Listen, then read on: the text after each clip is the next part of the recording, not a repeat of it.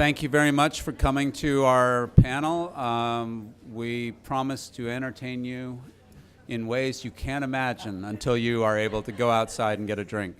My name is Ted Houghton. I used to be somebody around here. Now I'm the president of Gateway Housing, and which is a new nonprofit that is seeking to reform the way that we provide shelter to homeless people and the way that we can take the experience in transitional housing and help integrate people more deeply into the lives of their communities and to reduce the trauma of homeless episodes and work on redeveloping the city's shelter stock. We have a very good panel here today. This is the Lessons Learned from New York 3 Agreement panel, and we are learning more and more every day, so this one's going to be especially good.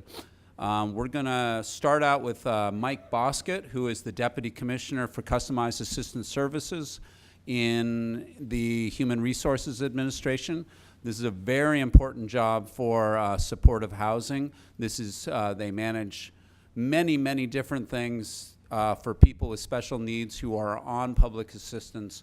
But for the supportive housing world, they really serve as the gatekeeper for eligibility determinations for getting into New York housing and perform a very important role that way, and I think quite ably. I mean, this is one of the reasons New York has been so successful, has been because of HRA's this one division with the psychiatric services and evaluation services that it offers.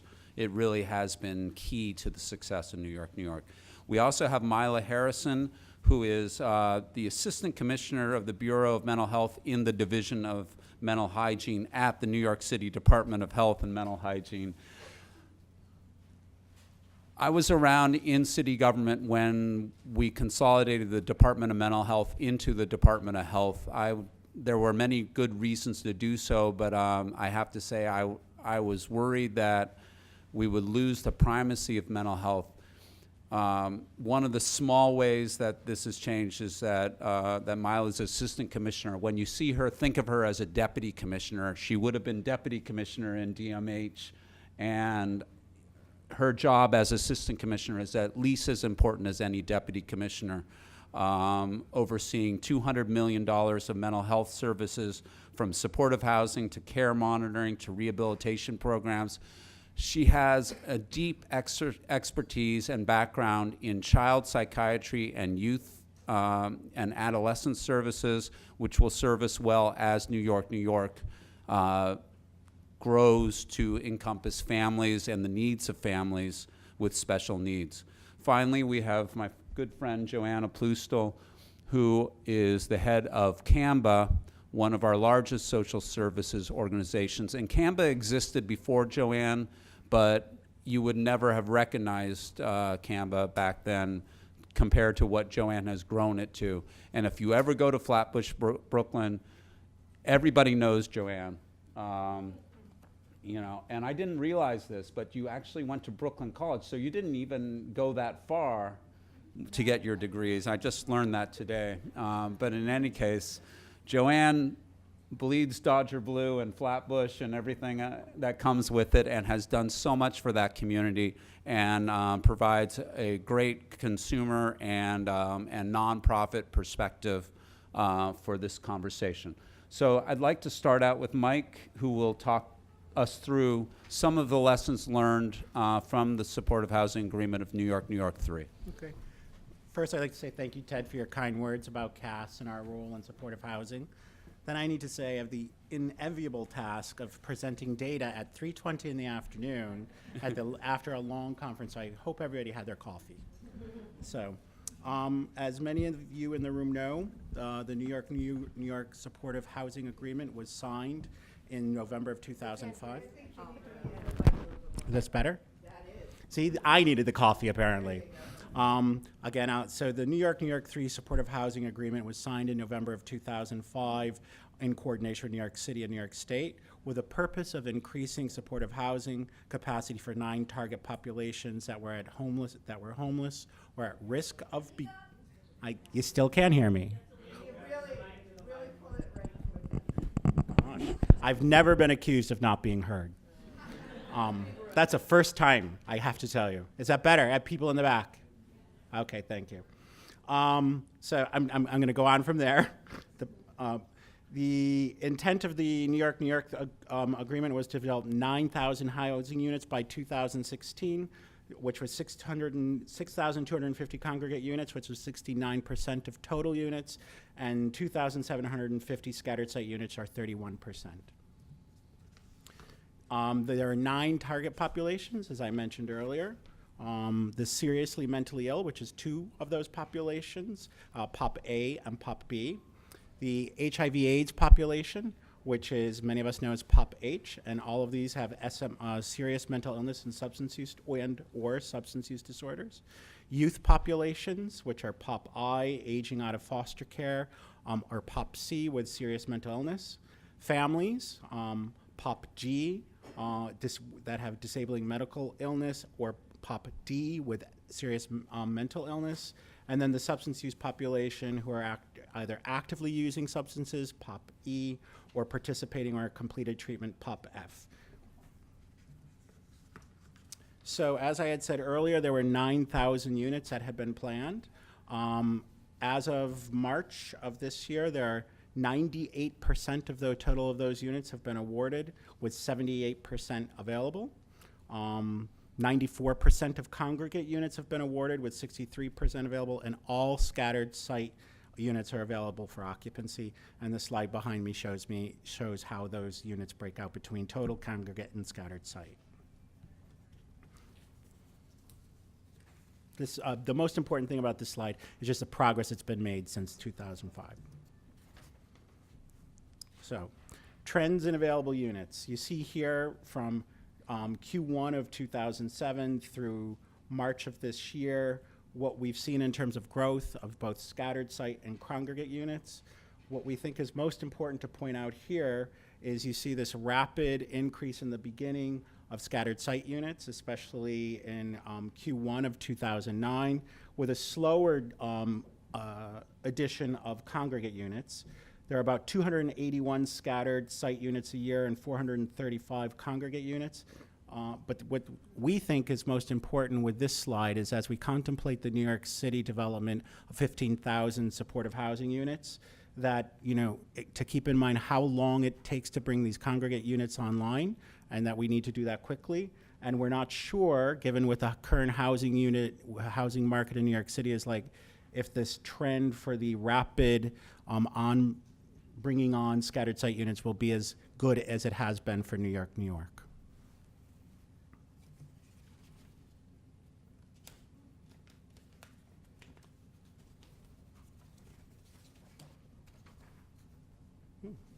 I think I skipped a slide. It didn't move, huh? Okay, the application process. We have 9,000 users who use our PACT application process to put in applications for supportive housing, with 3,000 referral agency sites, and they all prepare supportive housing application packages. Applications are submitted electronically via HRA supportive housing system, the PACT system, as most of you know. And the eligibility for review of supportive housing is completed within 1 or 2 business days by HRA's clinical staff. One of the important things here is just to point out that 9,000 users at 3,000 sites, and this is a tremendous level of participation, and we think that that's also good leverage as we develop the New York City 15,000 supportive housing units. So, application trends. Over 184,000 applications have been received through March 2016, with 62% approved for supportive housing. This shows just the tremendous need that there is for supportive housing within New York City and what the demand is.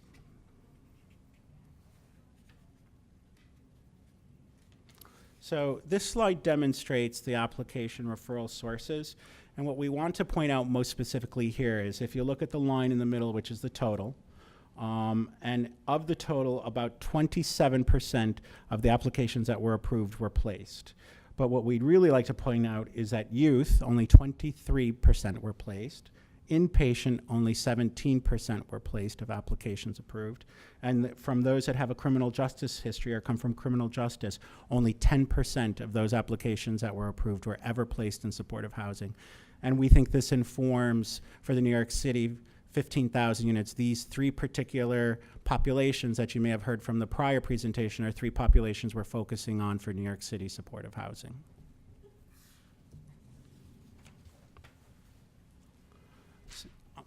So the placement process, placement entities, as many of you know, are ACS, DHS, HASA, and OMH. Each available unit gets 3 referrals. An average of 423 electronic referrals sent to 276 housing providers each month. That's the volume we're doing. And where placements, move-in and move-outs, are tracked as 7,048 New York 3 units.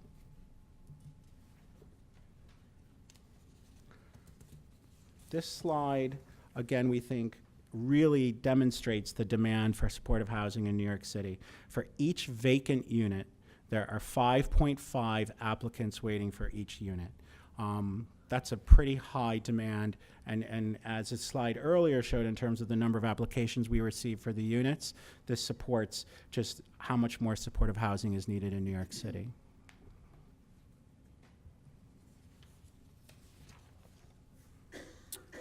The demographics of the people who are in the supportive housing. As you see here, mostly it's men. I don't think this comes as a surprise to many of the, especially the providers in the room, except for POPs G and D, which are family units and comprise mostly of women. And again, this is just to show the gender distribution among all the people in the various supportive housing. This slide shows the mean age and the various populations that are currently housed in New York, currently housed in supportive housing. Clearly, the Pop I and C with the youth is sort of an outlier, but what we want to show here is that, you know, the average age is 45. And in some of the task force groups, especially the new models, one of the things we've been hearing from supportive housing providers is that they're now dealing with an aging population, a population that when they took them in, they never had contemplated having to deal with. What do you do as people get older? How do you deal with people as they age? And so this slide does show that the population is aging. And as we contemplate the New York City supportive housing, one of the things we need to really contemplate is how do you build in flexible models that account for clients who may be aging while they're in the supportive housing.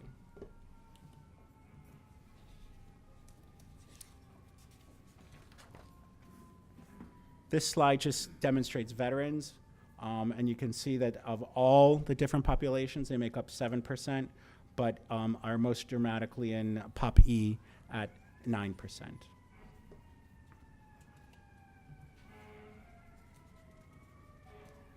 Occupancy rates, as we keep saying, you know, demand, there's more demand than there is occupancy or capacity. Currently, the average occupancy is at 91%. So there's that just, again, further illustrates the demand.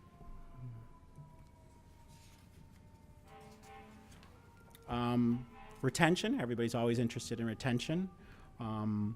And as you see here, our retention rates as an average is 87%. But point out that families stay retained longer, and I think we've heard that throughout this conference, and that's at a 97% retention rate.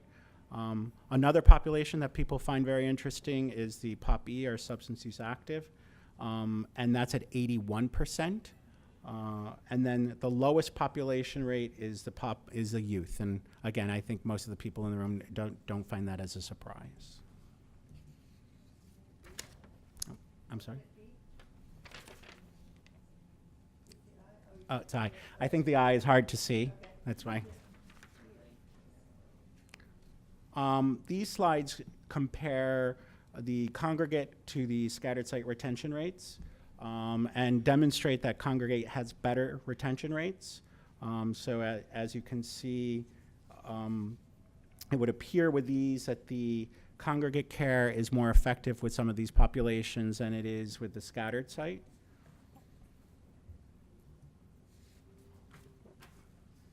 One of the populations where we see it as the biggest difference is in Pop F with substance use treated, and you see that the congregate care has a 94% retention rate versus a scattered site, which has a 68% population retention rate, so that it seems to have the biggest impact with congregate care with Pop F.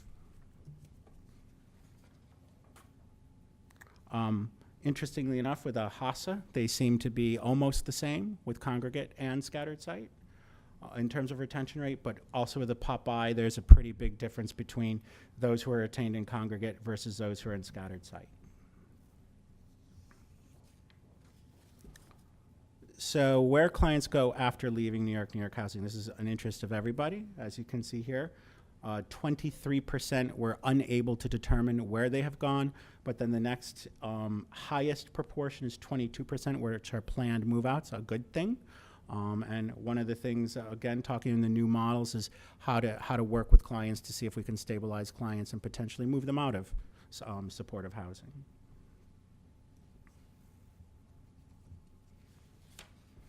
So lessons learned.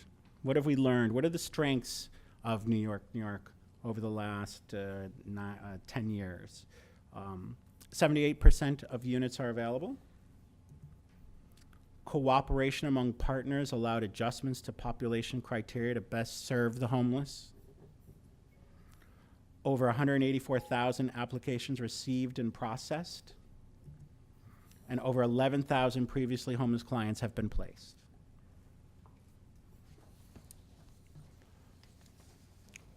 Other strengths is the importance of a comprehensive electronic supportive housing system connecting key stakeholders. Those are referring agencies, placement entities, housing providers, evaluation teams, and planning committees. Challenges. There's always challenges. Expedite the development of congregate units and identification of rental units. This will be extremely challenging with New York City's 15,000 units. Explore ways to rapidly increase occupancy. Develop flexible housing models for clients with multiple clinical issues. That could include clients who are aging, as an example, as we said earlier.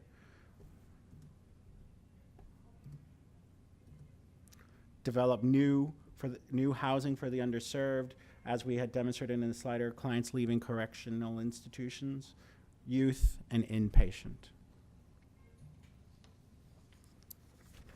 So what have we learned in terms of conclusions? Collaboration among city, state, and supportive housing partners can successfully house the most vulnerable residents. Supportive housing places residents in clinically appropriate settings while reducing costs. And the New York 3 agreement has endured despite fiscal challenge, crisis, and the difficulty of developing housing in high-cost markets. Thanks.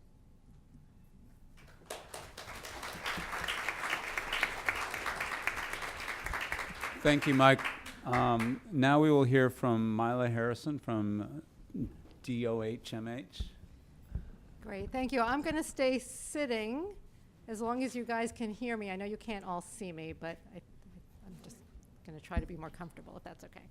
So thank you again for the introduction and for the invitation to be able to speak from the Health Department's perspective on supportive housing, specifically New York 3. Before I delve into New York 3, though, I just want to give a tiny little bit of history on how we got to 3, because that helps us think about going forward as well. So before we got to New York 3, we had New York 1. But before we had New York 1, we had single room occupancy programs where we started to offer support to those folks that were in SROs. Those were the original programs. And we have learned along the way of what might work better than what we did in the past. Those programs offered on-site rehabilitation to folks that were living in those settings. So not that dissimilar to what we're doing now with New York 3. And we had 348 units at that time. We still have a lot of those programs available and in the health department's Bureau of Mental Health portfolio. At that time, services were really for folks who were psychiatrically stable and they had to have insight into their mental illness and they needed to be sober. We have learned a lot. We don't have those sorts of requirements except for maybe one program type. But we know that that's not the most effective way to house people. So we are now in the more recovery-oriented type of services for folks with supportive housing. So after this initial 348 units, we then had New York 1, where there were close to 1,500 units of housing across 37 programs. We then developed New York 2, where we had about 727 units. So again, we're still collaborating, city and state, on creating housing opportunities for folks. Then there was a period where we had high service need units, HSN 1 and 2. These were all gap filling measures until we figured out the next step. And 384 units, 764 units. So we're building small pockets of housing as we go along until we get to New York 3, where we then have a big growth in what we're doing. And we've got, at the health department, 6 of the 9 populations that we're responsible for in our housing portfolio. And without thinking too much about it, it's going to be people with serious mental illness, the families who have serious mental illness. The youth housing is with us as well. If it involves folks leaving state hospitals, it's the state Office of Mental Health that has those programs in those facilities. So the health department doesn't have all of the programs. I'm only going to speak about the programs that we've been managing, but the State Office of Mental Health, the State Office of Substance Use Services, and HASA have other housing programs as well that I won't be really able to address. So New York 3 came along, and the health department had the opportunity to fund 3,000 congregate units and 850 scattered site units. So quite a bit more than where we had been before. As you already heard from Mike, the scattered site units were the easier ones to bring on. So within the first 2 years, we were able to bring on the scattered site units because those are available apartments. I agree that that will get harder in our current housing market in New York City. So that's not going to necessarily be as easy in the future as it's been in the past. We also learned, though, that if we did not increase the rates for scattered site units to go along with the rates of rental increases, we were going to lose units. So we know that there needs to be an ongoing increase, and we could map it to whatever other sorts of increases there might be, but we can't continue to do what we did in the past, which was assume the rate we've got now is the rate that we'll need in the future. So that's another lesson learned from us. We also had added with the New York 3 the populations for people with active substance use, families who were the head of household who had a mental illness, families with a substance use disorder, and the youth were added to New York 3. So we've learned a lot from those populations as well. From 2010 to 2015, we have been opening 4 to 10 new congregate buildings a year. So that's sort of that growth that you saw on Mike's chart. And with those buildings, we were offering mixed-use apartments. So these were not only apartments for people who had serious mental illness who met qualifications for New York, they were also for the community. So about 60% of the apartments in a congregate facility would be for the New York population, and 40% would be from the community. So even before there was an Olmstead decision that kind of guided us not to to have people with disabilities in the least restrictive setting, we were already thinking about a recovery focus and making sure people who had disabilities were housed with folks who did not have disabilities. So it was a more recovery focus to that. So in this time, we've, at the Health Department, developed 69 congregate programs, 20 scattered site programs, and we still have 15 new programs in pre-construction phase. So we're still building out from New York 3. So even if we're at the end of the 10 years, we're not yet complete with all of the projects that have begun. So if we are to talk more about the recovery focus and the person-centered planning that we know is critical to recovery for folks who are living in supportive housing, that is a key focus to what we have the folks working in supportive housing do for any of the residents in the housing. We know from our own data collection from 2011 to 2015 that for those people with serious mental illness in our supportive housing programs, 12 to 15% of them are working full or part-time. So not great, but a number we can improve on. So let me say it again, 12 to 15% of people with serious mental illness in our housing programs are working part or full-time. So great, folks are working. I'm sure we can do better. We also know from a wellness and physical health perspective, so you had mentioned our, many years ago, our addition of the mental hygiene side to the public health side. We work very closely with our health colleagues, and we work very closely with our colleagues from the tobacco world. And so we have embraced that in our housing programs so that we are making sure we're not just thinking about the mental illness side of somebody in a program, but we're thinking about what their physical health needs are, what their wellness needs are, and we've incorporated that into many of our programs so that folks can be as successful as possible in their lives. So we make linkages to healthcare providers. We have incorporated healthy food standards into all of the programs that we have contracts with, and they get audited to these healthy food standards. So if any of you folks have been to meetings at the health department where food is served, you will not find cookies and cake. We are no longer able to serve that kind of food. We have to have healthier options, and similarly, those standards are applied to our programs that we're in contract with. We've also paid a lot of attention to smoking cessation. So it is a shame that people with serious mental illness are smoking at 3 times the rate of people without serious mental illness. So in New York City, 44% of people with serious mental illness are smoking. That compares to less than 16% of the general population. This is what's killing people with mental illness. Smoking is killing them. Smoking is leading to cardiovascular disease and all sorts of other problems that kills them. It's not their mental illness that's killing them.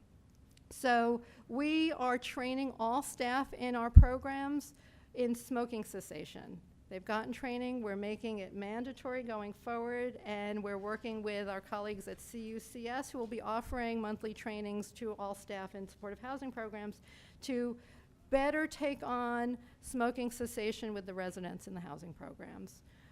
We need to do better.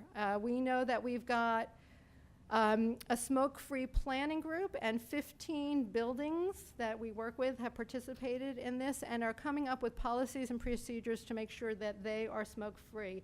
This includes staff that are working in supportive housing programs so that we can make sure we're as bringing people aware as possible to these issues and owning it themselves as well. We also continue to link the residents in the supportive housing programs to nicotine replacement therapy or treatment and are working with the providers to do that better. We currently know that about 17% of supportive housing residents who smoke are engaging in smoking cessation activities. So again, a number we can do better with, but one that we're tracking. In addition to New York 3, we learned from some of the other models that we're engaged in. So we now have a program, a relatively new program called Justice Involved Supportive Housing, which is 120 housing units for people who frequently cycle through the shelters and the criminal justice system. And these folks are identified on a list, and they are taken from wherever they are and say, it's your lucky day, you actually can have an apartment, and are housing these folks. So out of these 120 units, we have 56 people who have already been housed and more in the works. And we take them wherever we can find them in our current New York City system and offer them a bed. That isn't going through the 2010E application process. It's not going through HRA at this point, but they are folks who are likely to have a serious mental illness or a substance use problem. So what have we learned over time? I've talked about some of the lessons learned already, but what we've critically learned is we need more flexibility in our program models so that if a family unit size changes, we can somehow more flexibly get them an apartment that meets their family unit size. If somebody is in an apartment for an individual and they end up in a relationship with someone and they're no longer a single person, we need to be able to meet their needs. So we have to figure out how to be more flexible in the housing options and the changes to somebody's family size, greater or less than, if it grows or shrinks. And we also need to be able to think about crossing folks from congregate to scattered site in a more flexible way. So when you look at the retention numbers, the folks who have left the state psychiatric hospitals don't do as well if they're in a scattered site apartment.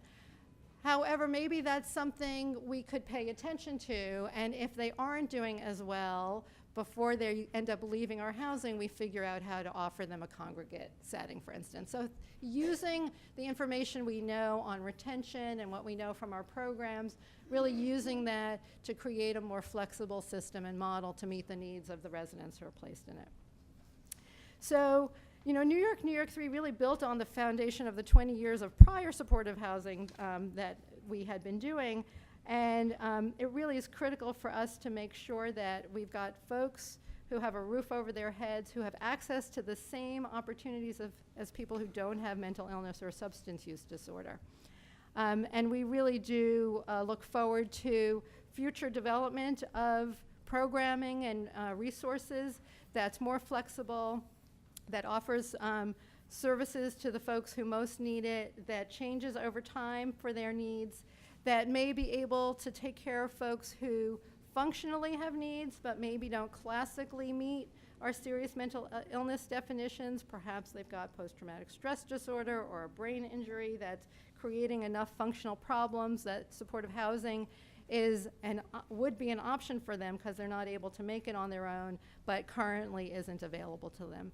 We also know from history that if somebody is awarded a contract that's going to involve a congregate facility and future breaking ground to build something, that we can't wait too long for that. We need to make sure folks have the grounds that the buildings will be built on so that we don't lose the years, which we've done in some cases, waiting for the property to come on board.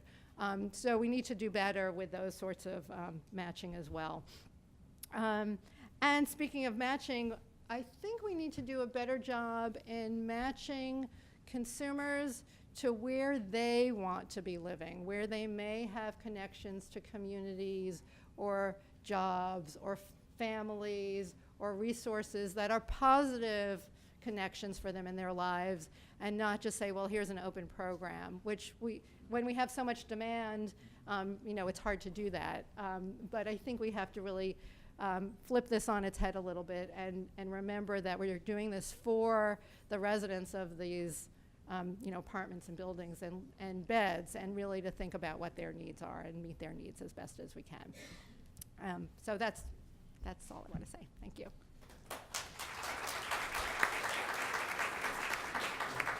Okay, thank you, Myla. And now for a provider perspective, we'll have Joanne Oplustil. Do you want to stand up there? If you can move it, I'll stand. If not, I'll sit. I can't move it. Oh, you can? I can break. It's stuck in there. All right, that's okay. Oops. I'll sit right here. Sorry. All right, it's easy for me standing. Can you hear me? In the back? Okay. Well, thank you very much for coming this afternoon. This must be the group that really likes to drink because you're right next to the party room. Join the crowd. So I'd like to thank you for inviting me here and thank everybody for coming today. I want to say from the perspective of CAMBA that the supportive housing model with its programs and services is probably one of the best in the entire United States. I gave a presentation in Europe on this model along with some other models that the city has, and people were just enthralled with the supportive housing and how we provided the services to so many different populations. So to the city and state folks, thank you, and we look forward to New York 4 with a few changes, hopefully. But it is wonderful to be able to see an individual or a family walk into the building who might be HIV or have substance abuse problems or have a severe mental illness and move through a program process and services where their life is richer and fuller and more stabilized. And I think that we need to really understand what we are doing is stabilizing people. People who have serious mental illness, the illness will really never go away, but it can be stabilized. And we need to ensure that people stay on their meds. Substance abuse users who are not yet there where they want to really, really stop will always be relapsing. But we're there to try to make sure that that doesn't happen. And it's wonderful to see the clients thrive and the families come in with their children in particular, where the children have a beautiful place to live and their lives are stable. And that is due to the staff. So to all of the staff who do the work, thank you all very much. How many staff people here are here? Well, you're the ones that do it all.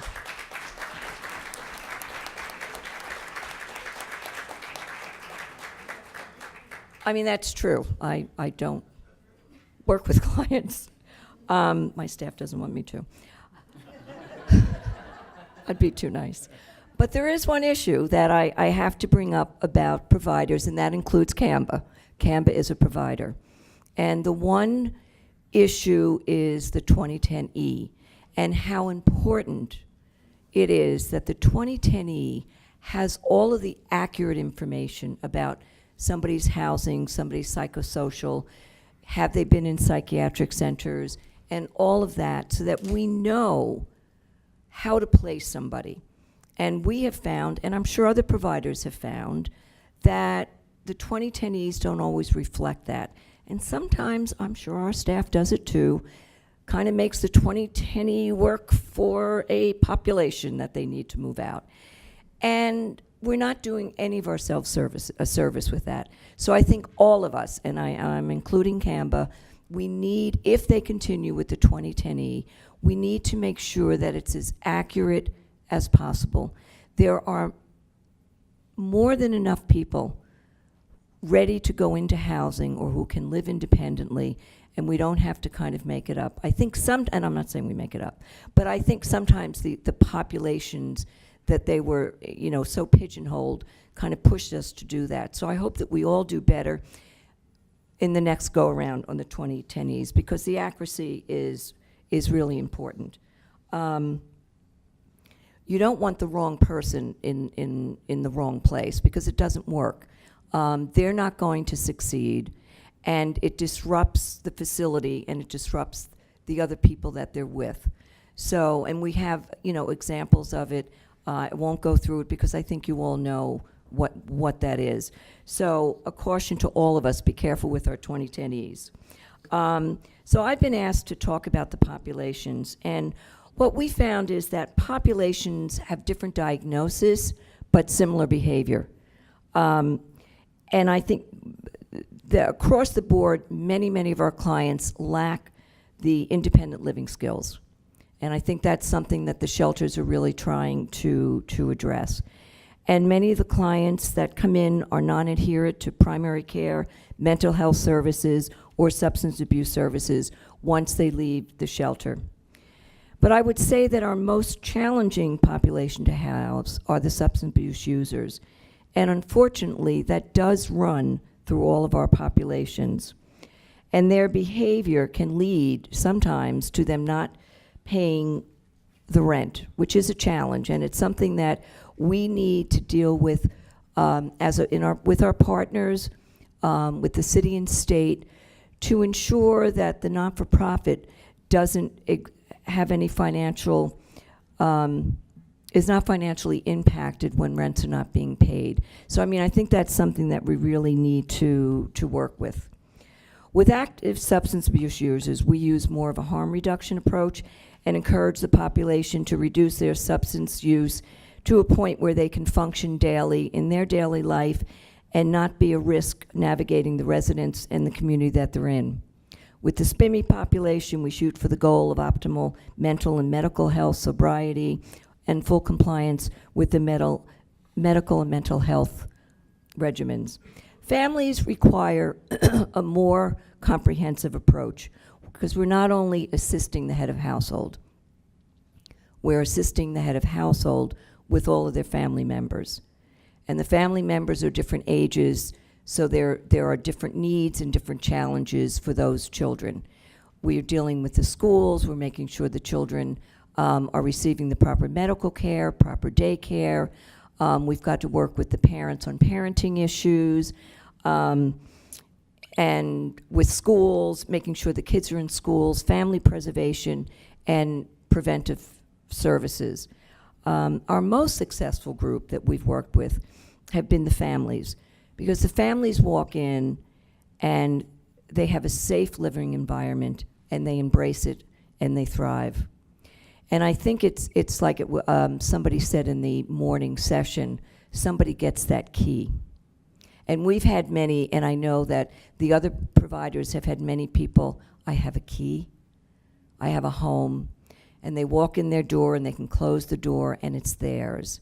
And I think that kind of alleviates much of the tension and pressure that they're in. We still have a lot to do, but giving somebody a key is a wonderful, wonderful thing. The other population that we've been successful with or find, perhaps I don't like using the word easy, but I guess just stay with successful, are those who are over 50. And as Mike pointed out, the average age is 46. So we have a lot of population that's over 50. That population, and I did interview when we first started housing development, I wanted to be in on the interviews. And I was with our therapist who did the interviews, and I read one of the 2010Es. I was like, oh my God, this guy's been in jail, he's been on the street, he's been homeless. How's he ever going to be stable? And she said, you wait and see. He's tired. So we did the interview, and I asked him, I said, what are you doing here? What do you want to get? And he said, I'm tired. I've done everything. I've tried every trick in the book. I've been in and out of shelters, in and out of treatments. I'm done. I need a home. And he is still in his home. And so that population it's a tired population, but has a lot of years ahead of them. Nevertheless, the overall categories we found challenging, and I think as you alluded to, they were not too flexible, and we had many people who would languish in the system because they didn't fit into a category. It could have been somebody with a chronic health condition, or somebody who was chronically or not chronically homeless and had no other way to become chronically homeless other than to stay in the shelter. So I think we definitely need to deal with more flexibility with the populations. And I think that we can mix populations, given our experience. I did give out, did you hand out, Sharon, the papers? I only had 50, but I didn't hand out the categories because I can't always remember them in their order. But we feel that A, B, and H could be combined. And A is the chronically homeless singles, who have serious and persistent mental illness or diagnosed as a MICA, mentally ill, chemically abusing. And B are the single adults who were living in a state-operated psychiatric center or transitional residence. And we did find some differences with A and B, although they're being addressed, which is a wonderful thing. We found with B, which is the individuals coming out of the OMH facilities, the POP B, tended to be more stable. Because in the transitional housing, we felt that the groundwork was laid for more successful housing outcomes, stabilization with the mental health services, and better medication adherence. And also, we found that they're more comfortable in working with the workers in the supportive housing units or the congregate housing or scattered site. Whereas with the population that was coming out of the shelters, which has changed now, thank goodness, they weren't as comfortable and they were more difficult to deal with. DHS has recognized that, thank goodness, and we're really very grateful to them. And so that there are enhancement funds to the shelters to provide more comprehensive services and readiness services for the populations coming out. So really A and B do look the same. And also H should be combined as well, and that's the HASA population. There are HIV, MICA, or SPIMI, and many other things that they write. But all of the populations have some degree of mental illness. And those who are mentally ill that take their medication are easier to integrate into independent living. And for those who are not taking their medication, the fact that they're in some form of housing is great because the staff recognize the behavior right away and they're able to address it and ensure that they adhere to their medication and they stabilize them as quickly as possible and they ensure the maintenance with the medication.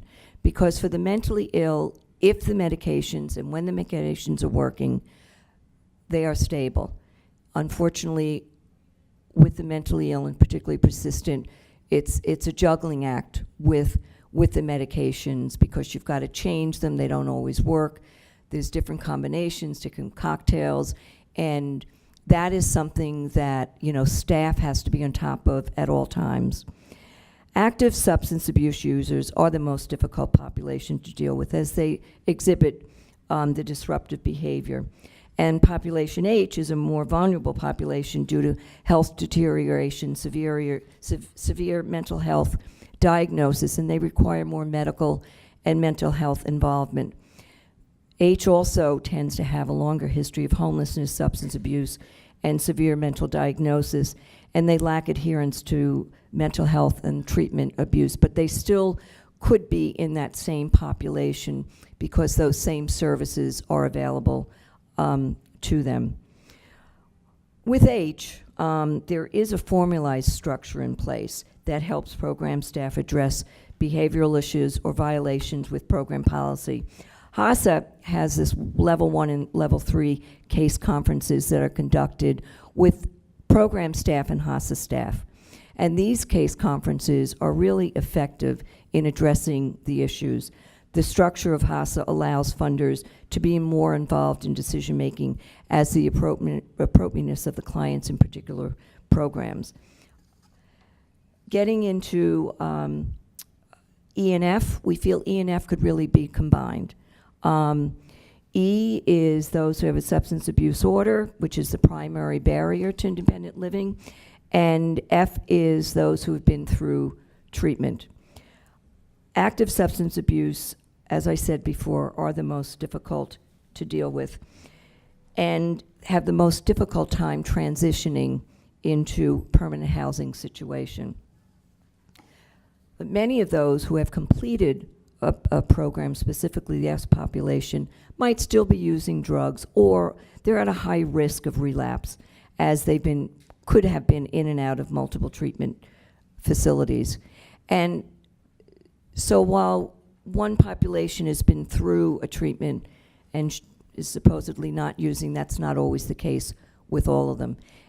And I think mixing the populations is not a bad thing because those people who want to stop using drugs and are in with other people who have been through treatment, they feed on one another and they build on one another in a positive way. And the staff is there to make sure that that does happen. So I don't think it's such a bad thing mixing those two populations at all. When we get to families, I also think the families should be merged. That's D and G. Families that are referred by DHS, SPIMI, mentally ill, or MICA, or DHS families with substance abuse, mentally ill, or HIV. As mentioned, the families with no substance abuse issues are the most successful. They become more engaged because they're in a safer environment, both with the in-house, on-site staff and with the outside community that they're referred to for their mental health issues, substance abuse issues, or health issues. And really, both populations would fit well together, and there's no reason not to really to mix them.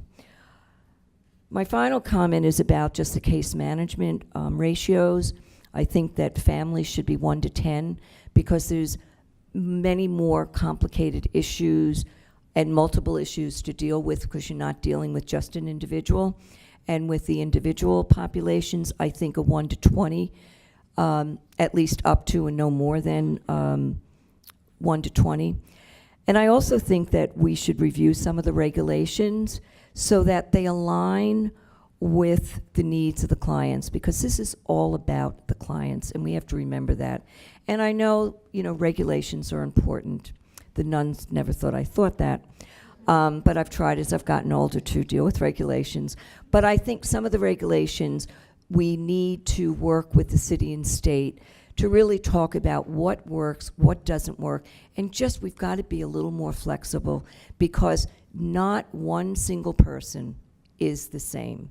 They're all different, they have all different issues and all different needs, and we want to try to resolve their needs. But if we have to say, oh, regulation A says this and B said that, so we can't do this and we can't do that, we're really not going to solve the problem. Could you give an example? Well, I could. There is one regulation where we get penalized for making, we're only supposed to do 1 visit per quarter with certain populations. And until a person is stabilized, that person might need in a quarter 2 or 3 visits because there are hoarding issues. And hoarding is a terrible situation. I see people shaking their heads. There's also medication adherence. Have they decompensated? We're not going to know if we get to only see them once a quarter. And until we're in a we have confidence that they are more stabilized, we really need to see them as much as possible. Now, they can come to the office as much as possible, but we're not supposed to visit them. And I really can't say that I agree with that. And I don't think the staff, and I'm seeing these many people shaking their heads, because this is about the client. And yes, it does take time to do these home visits, but if we go there too late, we're going to have problems. And so I think regulations such as that need to be looked at. I think the services need to be enhanced. If we're going to be merging populations, I think the staff are extraordinarily adept at dealing with different populations, because even though we've got these categories, many of the populations are mixed anyway. But many of the agencies have said in the focus groups, and even our staff, want some higher skilled staffing there that have dealt with all 3 or 4 different populations so that they can learn from them and how to address some of the issues. So I think we need to enhance the budgets, basically. Just a nice way of saying it, right? So that, we can really be providing the appropriate services to the groups. Thanks.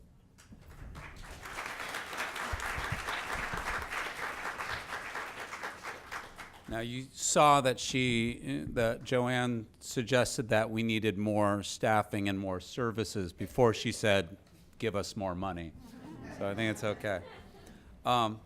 These are all very interesting observations, and I think I'd like to zero in a little bit on, you had a very pragmatic approach to talking about consolidating populations for eligibility purposes, because you're really coming at it from these folks need the same services and the same kinds of supports. But one of the reasons that we have it broken down in so many different ways is because the funding is coming from different program areas in the state and city budgets, right? So I don't know, maybe it would be good to hear from our government partners if they're, you know, how do you see it breaking out? Do you think that there's chances that we're going to see larger, more flexible categories, or will there be certain kinds of restrictions? And if you want to talk just in terms of the past and lessons learned, you can phrase it that way too, rather than. Was asked for the future. Yeah, well, everything was we asked for talk the about future, here though. is the future is looming large, you know, so I think that. So I think the best way to couch this is in the New York City supportive housing efforts. And many of us in the room have been participating in various task forces in there. And Joanne and I sat on some of the new model work groups. And so the combination of some of the categories that are now the New York categories, there's absolutely been discussion of combination of some of those categories for the reasons that Joanne delineated, especially E&F. There's been considerable conversation about putting those categories together. That's active substance use and in recovery as well. Haven't heard, you know, A, B, and H. It's an interesting idea for those who are, you know, have SMIs released from psychiatric centers or HASA clients. That's not a group we've heard, but I do think, as was the presentation that was given prior to this one and the work group prior to this, there is currently consideration of merging some of the current New York groups into one group and the possibility of some new groups. Okay. I would just also add, you brought up the funding streams, and I don't want to say anything about past funding streams, but the New York City housing is all New York City dollars. So that funding stream issue, if it's coming from a different state agency, that's less of an issue. Okay. That's good to know. Perhaps. Okay, maybe I misspoke. And just to add, we are in one building that we're in, there we have Department of Health mental health dollars as well as HRA dollars. So they do mix the funding. So, Myla, you talked a little bit about a few areas where we might be able to make the housing more effective for the residents. You talked about being able to respond to changes in household size, having the flexibility to do that, having the flexibility to move between scattered site and congregate, giving residents more choice. It's a little back to the future in that I think the original, as I recall, the original New York 1 and 2, there wasn't as much of this, you get three choices, here they are, and you go. It was much more relationships between shelter workers and supportive housing case managers and people kind of said, I'd like to live uptown, or I'd like to live there, or that sort of thing. And then I think that back in the day, once you were in New York housing, you were deemed eligible for other New York, and you could move around. It wasn't that common, but it was a possibility that you could do that. And I think as we've gone towards more targeting to high-cost users, high-need, chronic, that sort of thing, we've lost some of that flexibility. Will we lose anything if we go back and to a more person-centered kind of approach? That's a great question without a simple answer, I think, because we have to do this for the person, and we have bureaucracies in place that make it harder to take care of the people. And so there needs to be a way for us to somehow figure it out. Yeah, it probably would be much more challenging. I don't think it's an easy solution, but I don't think we have much choice. The flip side, though, is when you have more people who need a bed than beds available, we can, right, you have to make limitations. Mm-hmm. So we've had to make limitations because 5 to 1, 5.5 to 1, there's, in some populations it's greater. I think the serious mentally ill population has even more people waiting for a bed per bed than some of the other populations. So we don't have enough housing. And when you don't have enough housing, it's harder to be as flexible, and it's harder to pay attention to what the individual's needs are. But I think we're obligated to do that. We have another opportunity to try. So. I keep thinking of there was a study years ago, I think it was in Toronto, where it said that people who felt that they had a choice in the housing placement that they went to were 80% more likely to succeed in that choice. So it may be that we start with the populations that are having the biggest retention challenges and see whether or not adding in some element of choice could, and the ability to move from site to site might actually be a way to look at that. Mike, you had talked about we're doing really well in terms of we've awarded on New York 3, we've awarded almost everything, and we expect to be built. I think that the agreement was we were supposed to have all 9,000 units by 2016 this year, Correct. which seemed so long in the future back then.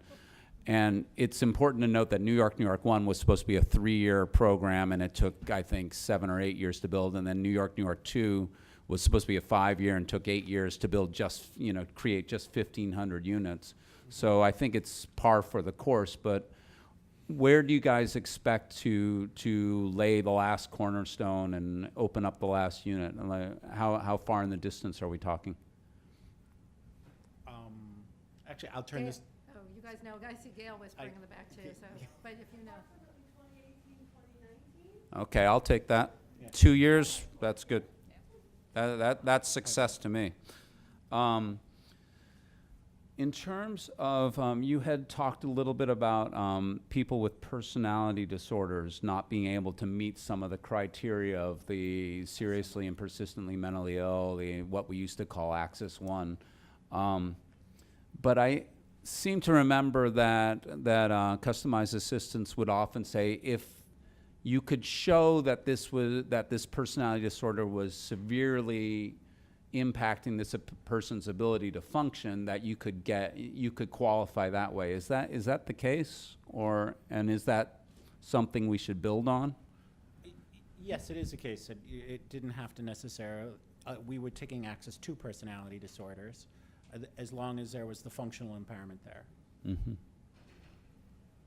I think that, part of with the eligibility and the diagnosis-driven, system that we have, that happens to be an SOMH criteria Right. that, we're, having to go by in terms of the, making someone eligible.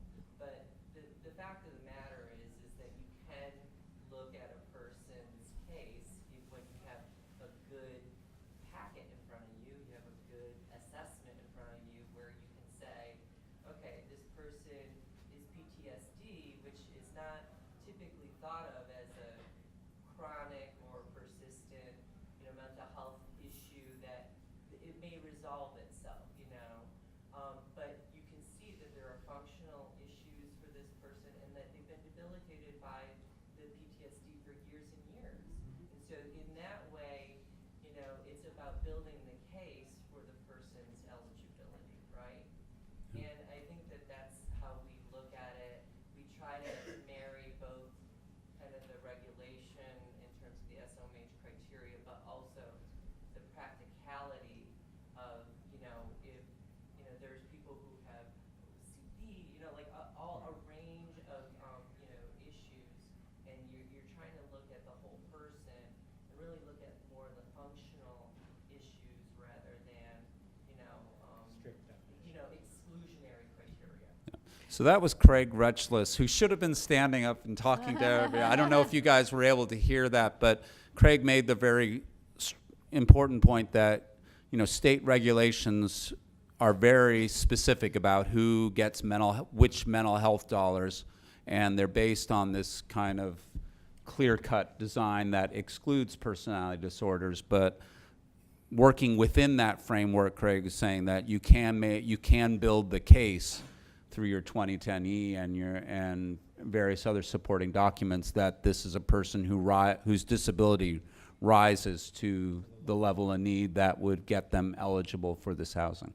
I would just pick up on that a little bit, since Joanne had mentioned the regulatory changes that might have to happen. So the current serious mental illness definition is a state Office of Mental Health definition.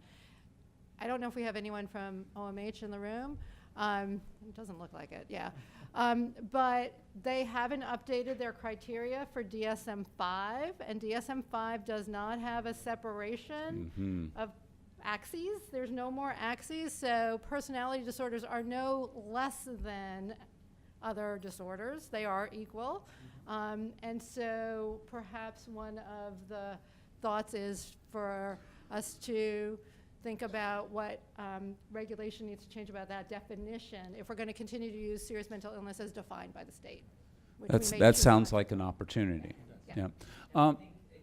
Stand up if you're going to keep talking, so everybody can hear you. Let me add one more thing to that is that, sometimes it's very difficult to tease out, substance use disorder and how that impacts somebody. And, we've created, like these, silos with the New York 3. I think it worked, to a large extent, but I think it is a lesson learned, like Joanne has been saying, that, we could do better at, making people eligible in terms of, like, if we were giving, if somebody took a harder look at how these two things,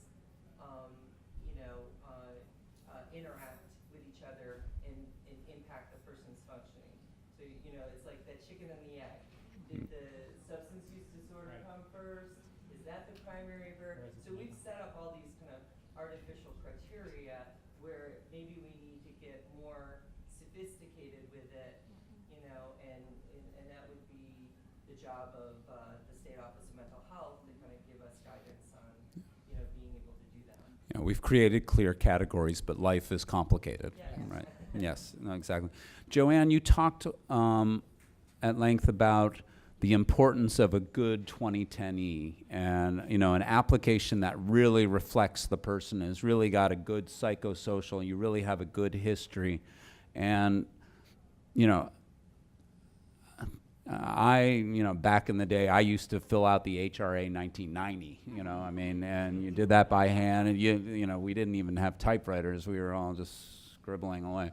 But, and it is a very sophisticated electronic application, but at the same time, it's only as good as the information you put in. And so I'd be interested to know if you guys are thinking about what a 2016 application would look like and what, whether or not there are specific areas where you think it could be improved.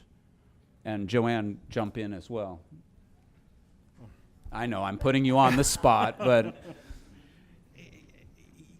yes, we are looking at the existing 2010E and what could be modified to enhance that application. I know there have been asks in terms of, as an example, the psychiatric assessment and other levels of professionals being able to complete a psychiatric eval instead of just psychiatrists, and that's something we're looking at. That is probably one of the most significant things we're looking at in terms of the 2010E, because we have heard from providers that could be a barrier in terms of the completion and the submission of the application package. I'm reticent to say some of the other enhancements we're looking at, but I would say we're also looking at the ability for HRA to look within its own documents to see what documents we may have that the providers may not have. As an example, Social Security cards, birth certificates, proof of citizenship. that would be great, yeah. The things that we know that can sometimes be difficult and lengthy for the providers to secure from the community or from our other governmental agencies that are not HRA, but that HRA may be in possession of, because if the client has or has had an open HRA case, we would be in possession of those documents. And so without saying much more, those are two enhancements we're really looking at is contemplation of who other than psychiatrists may be able to, and nurse practitioners may be able to complete the psychiatric assessment, and the ability for us to identify and preload documents that HRA is in possession of that would be demographic and identifying documents for the providers. Okay, that's really encouraging. I don't know, Joanne, if you want to say Well, anything that could be done from your Well, perspective. I think that's great, and I think one of the other things that we really need is a true history of psychiatric hospitalizations.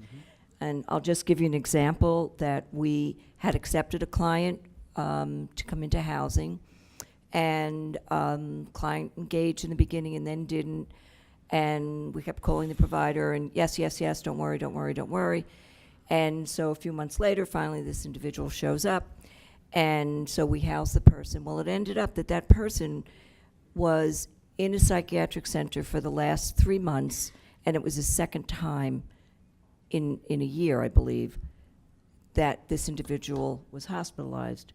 We were not informed of that.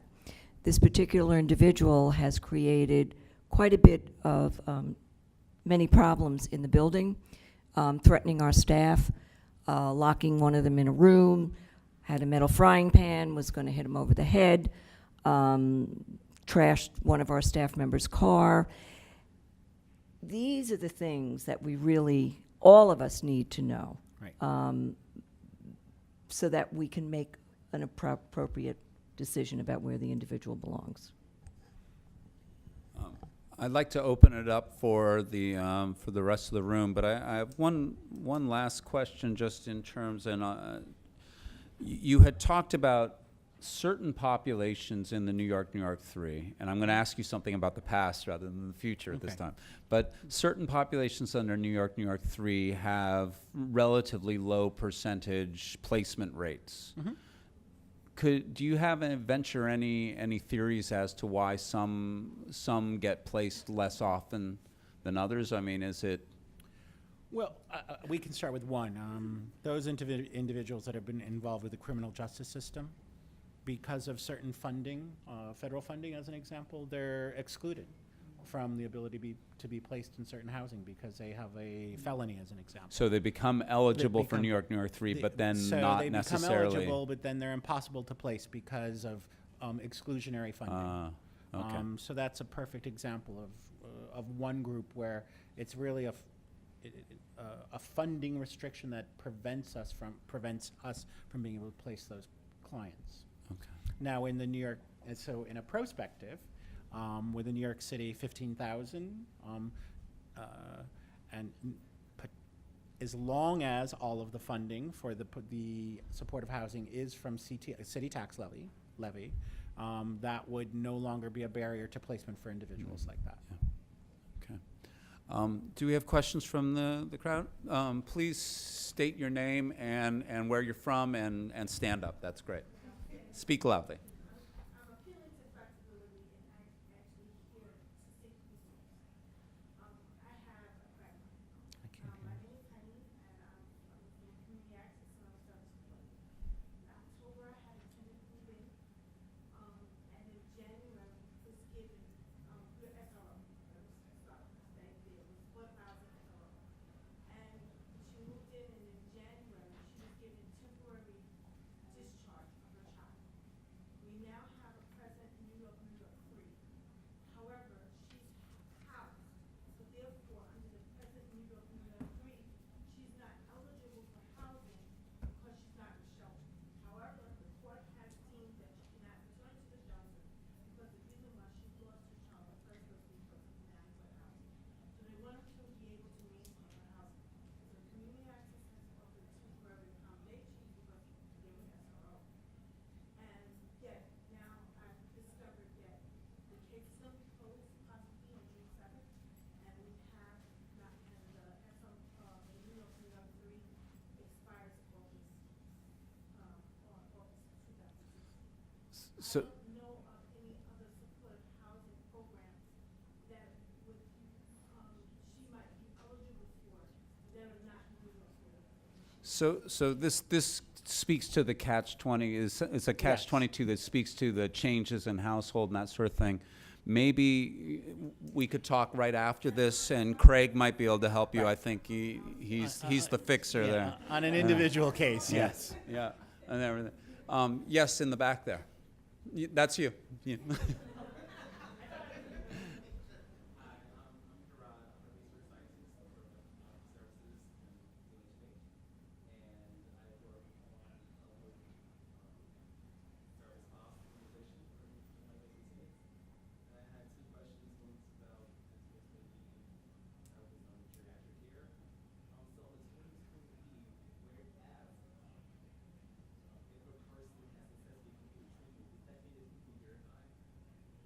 I'm sorry, I couldn't hear that last.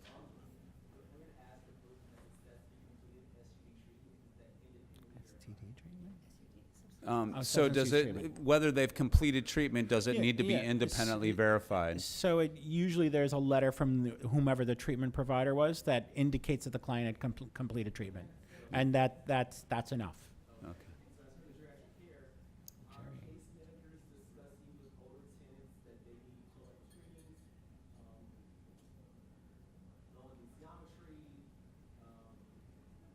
That's a Joanne. Yeah, so this goes to what Myla was saying about aging in place, and I know different providers have put together different kinds of responses, but maybe you might want to talk a little bit about what the city's thinking is on this aging in place phenomena.